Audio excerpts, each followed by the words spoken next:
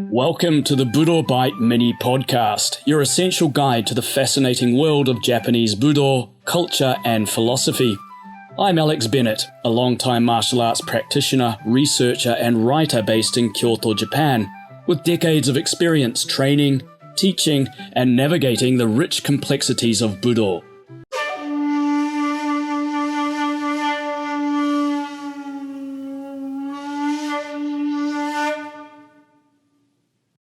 Hi everyone, today we're diving into the Budo concept known as Mitori-Geiko. That's basically learning through focused observation.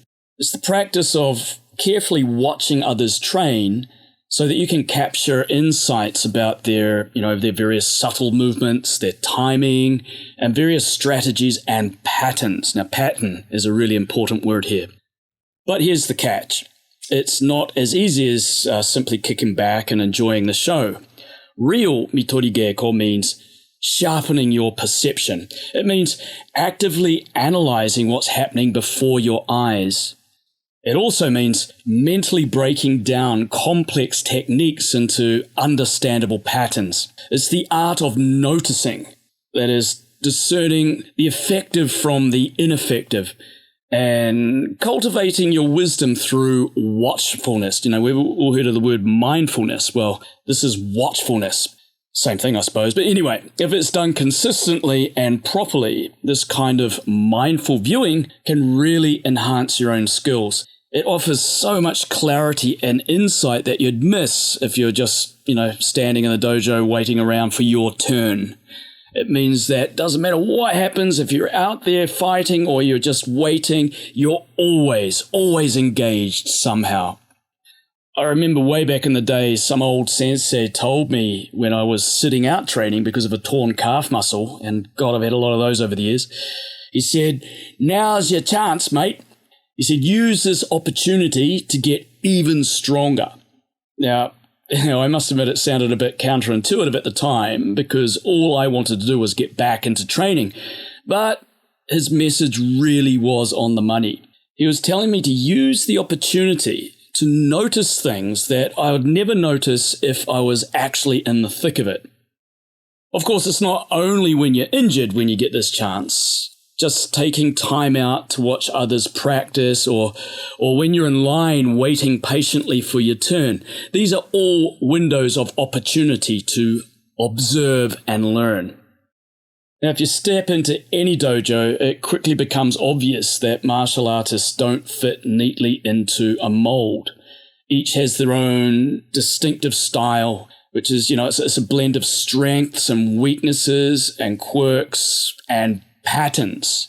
Now, if you spend some time just watching any martial art, you'll quickly see how personal each fighter's movements are. But just noticing these differences is the easy part. The challenge is deciding what to actually do with this variety. Now, there's an old Japanese Budo saying worth remembering. それぞれに人のなす技違うなり、よく見て習え。人のなす技。So that translates as each person's technique differs. Watch carefully, learn from all. This doesn't mean simply copying everything about the person next to you. Now, if martial arts could be mastered by imitation alone, we'd all be experts after watching, classic samurai films or binging YouTube videos, the millions that are out there. Instead, genuinely valuable observation comes from watching carefully. Not the final result as such, but picking apart what you see and putting your own sweat and struggle into making certain components work for you.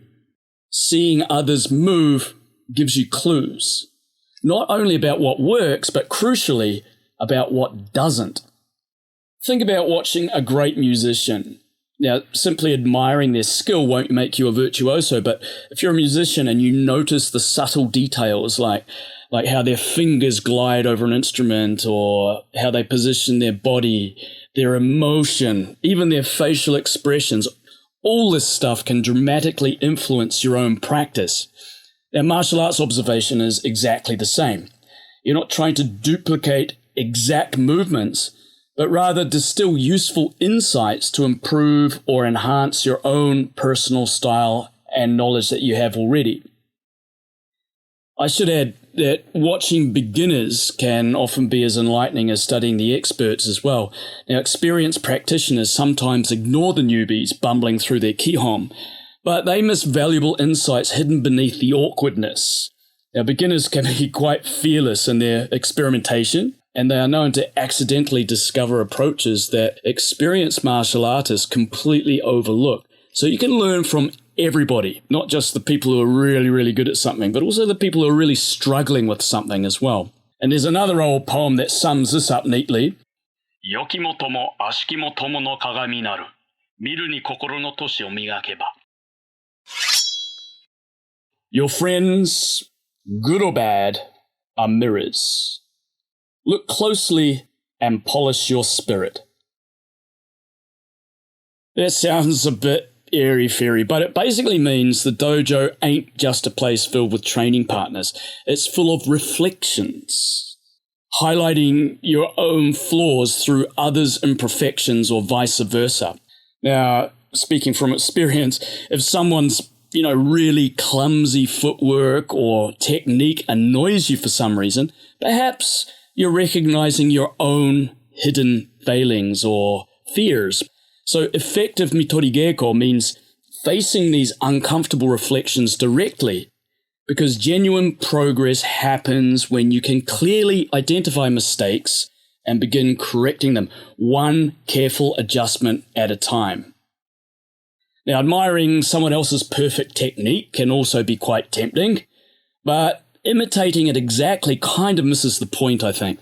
Now, each budoka is shaped by their individual history, their own physique, their own mentality or psyche, and so on. So instead of copying movements verbatim, the goal is to try and understand underlying principles, the process, and then adapting or applying these little lessons or clues thoughtfully to your own unique context. Now, often the most valuable lessons aren't in the flashy techniques that everybody goes, "Wow, check that out." But it's rather in the subtle shifts of posture or the precise timing adjustments preceding them. These smaller details often carry greater impact for your growth than any showy move ever could. So it's these little things that might not be obvious. They're the things that we're trying to absorb, trying to take in Mitori-Geiko. Now, over many years of practice, I've learned the importance of closely examining others, not only their triumphs, but also their slip-ups. Now, asking yourself what misstep led to failure can really, help you. It can really illuminate your own path forward. And that goes for yourself as well. And what I mean by that is you can do Mitori-Geiko on yourself through video. It really is the perfect tool. We all love to see video of us smacking the crap out of an opponent, with some awesome technique that just happened. I mean, it feels good, doesn't it? Obviously, I love that too. But I find that the real value comes in looking at the opposite side of that. In other words, when somebody snots you. Okay, how? What did you do before that moment you got hit? Or what did your opponent do? Or why didn't it sort of pan out in your favor? What was the timing? What was the movement of the little toe, of the left hand, of the shoulders, or whatever, all these little things. When you really look at them, especially when you fail, you can see some really interesting patterns. And once you can identify those patterns, not only in your opponent, but in yourself, that's when you can get about fixing things. One thing I should add is this whole Mitori-Geiko thing really is an indication of how well you understand Budo. So when I'm lining up to fight some sensei, I won't look anywhere else or at anyone else. I spend the wait time, be it 1 minute or 10 minutes, looking, analyzing, learning, absorbing, planning, and then executing. And also when I'm the motodachi and people are lining up for me, if I notice out of the corner of my very observant eye that they're looking away, maybe looking at the clock or maybe watching the pair next to me going at it, without showing me the courtesy of their undivided attention, well, that definitely works in my favor. I'll leave it at that. In any case, next time you're observing training, for whatever reason, be it injury or be it you're just waiting for your turn, don't let yourself zone out. Lean in, ask questions, and challenge yourself to put your observations to work. Even if the lessons seem, kind of obscure at first, they're there. They're always there, waiting to be discovered. They're absolutely there. It's a treasure trove of stuff for you to bring into your own Budo. Look, analyze, learn, absorb, plan, execute over and over again.